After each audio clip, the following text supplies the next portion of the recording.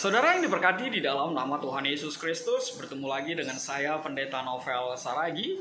Firman Tuhan yang menyapa kita tertulis dalam Yeremia pasal yang ke-29, ayatnya yang pertama sampai ayatnya yang ke-7. Namun sebaiknya kita bersatu dulu di dalam doa. Kita berdoa. Bapa di dalam sorga, terima kasih Tuhan Yesus buat waktu, kesempatan yang amat indah, di mana Tuhan masih berikan kekuatan bagi kami, kerinduan dengaran akan firman.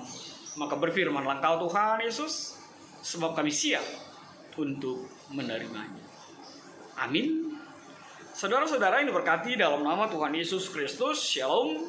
Firman Tuhan seperti saya sebut tadi yang menyapa kita tertulis dalam Yeremia 29 ayat yang pertama sampai ayatnya yang ke-7. Begini firman Tuhan. Surat kiriman kepada orang-orang buangan di Babel. Beginilah bunyi surat yang dikirim oleh Nabi Yeremia dari Yerusalem kepada tua-tua di antara orang buangan, kepada imam-imam, kepada nabi-nabi, dan kepada seluruh rakyat yang telah diangkut ke dalam pembuangan oleh Nebukadnezar dari Yerusalem ke Babel. Itu terjadi sesudah Raja Yehonia beserta ibu suri, pegawai-pegawai istana, pemuka-pemuka Yehuda dan Yerusalem, tukang dan pandai besi, telah keluar dari Yerusalem. Surat itu dikirim dengan perantaraan Elasa bin Safan dan Gemaria bin Hilkia yang diutus oleh Zedekia Raja Yehuda ke Babel kepada Nebukadnezar Raja Babel. Bunyinya, beginilah firman Tuhan semesta alam Allah Israel kepada semua orang buangan yang diangkut ke dalam pembuangan dari Yerusalem ke Babel. Dirikanlah rumah untuk kamu diami, buatlah kebun untuk kamu nikmati hasilnya. Ambillah istri untuk memperanakan anak laki-laki dan perempuan. Ambilkanlah istri bagi anak-anakmu laki-laki, dan carikanlah suami bagi anakmu perempuan, supaya mereka melahirkan anak laki-laki dan perempuan, agar di sana kamu bertambah banyak dan jangan berkurang. Usahakanlah kesejahteraan kota kemana kamu aku buang, dan berdoalah untuk kota itu kepada Tuhan, sebab kesejahteraannya adalah kesejahteraanmu. Demikian firman Tuhan. Saudara-saudara yang diberkati di dalam nama Tuhan Yesus Kristus, Shalom. Ya, firman Tuhan saat ini mengangkat tema wujudkanlah kesejahteraan di tengah-tengah kehidupanmu. Ini adalah sebuah surat dari seorang nabi Yeremia kepada bangsa Israel yang terbuang, yang dibuang ke Babel. Dan kita tahu kenapa mereka dibuang oleh Tuhan ke Babel. Karena kejugulan, karena jugul bautnya, karena mulai meninggalkan Tuhan, mulai sombong, mulai angkuh. Sehingga Tuhan membuang bangsa Israel itu, memberi pelajaran bagi mereka. Dan firman Tuhan ini adalah seperti yang saya sebut tadi, surat yang dikirimkan oleh Yeremia. Saudara-saudara yang berkati dalam nama Tuhan Yesus Kristus, masih ketemu dengan surat saat ini? Gak mungkin susah ya untuk mendapatkan surat ya. Kalau dulu ya saat-saat beberapa tahun lalu sebelum teknologi secanggih ini, kita masih sering ketemu atau dapat kiriman atau membuat surat ya. Kayaknya ada orang masa-masa SMA-nya atau masa-masa SMP mungkin kali ada yang sudah berpacaran ya. Terus keterima surat dia langsung deh nyanyi gitu ya. Surat cintaku yang pertama membuat hatiku berlomba gitu ya. Ya, walaupun ada juga yang dapat surat putus ya, sehingga dia nyanyi bisi hujah surat mi itu gitu ya. Surat darara, dia diputusin sama pacarnya. Tapi ada juga ku terima suratmu, telah ku baca dan aku mengerti. Wah, itu buat orang-orang yang lagi kangen-kangenan. Ada yang lagi kangen? Ya. Kalau ada yang lagi kangen, ya marilah menikmatinya ya. Menikmati rasa kangen itu, karena dengan kangen itu semakin lagi gitu ya rasa di dalam kehidupanmu. Saudara-saudara yang diberkati dalam nama Tuhan Yesus Kristus, Surat itu juga menjadi bagian yang luar biasa yang dinyatakan oleh firman Tuhan yang disampaikan oleh Yeremia kepada bangsa Israel ketika itu.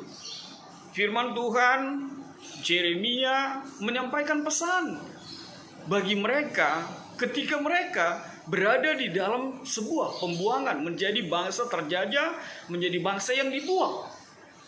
Pesan itu sungguh sangat luar biasa sekali. Surat itu dilayangkan, surat itu disampaikan dengan pesan yang begitu kuat. Makanya Bapak Ibu, di tengah situasi saat ini juga, adakah surat yang engkau tuliskan, adakah pesan yang engkau sampaikan, memberikan kekuatan, memberikan support, memberikan dorongan, memberikan keteguhan buat orang lain di dalam kehidupanmu. Sebab sekarang banyak orang yang terhempas, banyak orang yang merasa kehilangan, banyak orang sekarang merasa kesepian. Adakah engkau memilih sikap? Adakah engkau memilih kekuatan, mengirimkan surat, mengirimkan pesan, menghadirkan keteguhan di dalam kehidupannya? Ada jemaat yang begitu diberkati Tuhan, ya selalu setiap pagi membuat membuat TM dan dia memang berpikir untuk mengambil waktu menelpon atau mengirim kabar atau bertanya tentang kabar atau menyampaikan pesan buat orang-orang di sekitar kehidupannya. Dan saya pikir itu adalah anugerah yang luar biasa. Kalau setiap jemaat punya kekuatan mengambil sikap seperti itu, menyampaikan pesan, bertanya kepada orang-orang di sekitarnya, bagaimana kabarnya, apa kabarmu hari ini, bagaimana suasana hatimu, bagaimana tidurmu, nyenyakkah? Ya, berkirim atau menyampaikan pesan. Itu hal yang pertama sekali. Dan itu yang diambil atau diberikan oleh Yeremia di tengah-tengah kehidupan kita. Menyampaikan pesan, menyampaikan berita, keteguhan, penguatan di dalam kehidupan orang lain di sekitar kehidupannya. Itu adalah sebuah kepedulian yang luar biasa. Kepedulian bagi orang-orang di sekitar kehidupan kita. Kepedulian untuk setiap orang yang mengalami pergumulan di dalam kehidupannya. Dan memang Yeremia mengajarkan hal itu. Yang kedua sekali bagi kita, bahwa hidup kita bukan hanya untuk diri kita sendiri. Apa pesannya? Ayat yang keempat dinyatakan menjadi pesan dari seorang nabi, dari seorang Yeremia. Dikatakan, menikahlah, berbuatlah, bertindaklah, memiliki keturunanlah. Apa yang mau disampaikan Yeremia di dalam hal itu? Yeremia mau mengatakan pesan Tuhan bagi jemaat, bagi bangsa Israel, beraktivitaslah seperti biasa. Hiduplah di dalam kenyataan bahwa memang Anda sekarang menjadi orang yang terbuang, menjadi bangsa yang terbuang. Hiduplah di dalam kenyataan itu, hiduplah di dalam realita itu. Maka bertindaklah, beraktivitaslah sebagaimana orang normal, sebagaimana orang biasanya di dalam kehidupan ini. Kan yang suka membuat kita mengutuk, yang sering membuat kita putus asa, yang suka membuat kita tidak mampu untuk bangkit. Salah satunya adalah kita tidak hidup di dalam realita. Kita lalap marangan-angan, kita tetap menyalahkan keadaan, kita tetap menyalahkan situasi di sekitar kehidupan kita. Kita mulai saling menyalahkan dan saling menghakimi satu dengan yang lain. Tapi Yeremia mau mengatakan bahwa hiduplah di dalam kenyataan itu. Bertindaklah seperti apa biasanya seorang manusia itu. Menikah, bercocok tanam, bekerja, beraktivitas, lakukanlah itu. Sebab itu yang dimaui, yang diinginkan oleh Tuhan. Sampai dikatakan bertambah banyaklah dan jangan berkurang. Artinya apa? Tetaplah berbuat, tetaplah beraktivitas, membangun kehidupanmu, membangun dirimu, mengupgrade keberadaanmu. Jangan hanya menyesali, jangan hanya mengutuk, jangan hanya menyalahkan situasi kehidupanmu, tapi bangkitlah, bergeraklah, berbuatlah. Lakukanlah apa yang benar di mata Tuhan. Lalu apa yang berikut? Hal yang ketiga dikatakan, berdoalah untuk kotamu, untuk tempatmu di mana engkau aku buang, seru Tuhan. Apa yang mau dinyatakan di sana?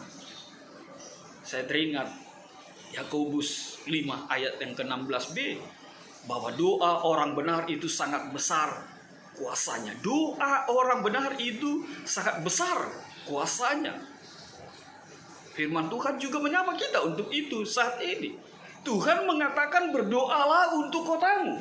Firman Tuhan mengatakan usahakanlah kesejahteraan kota kemana kamu aku buang.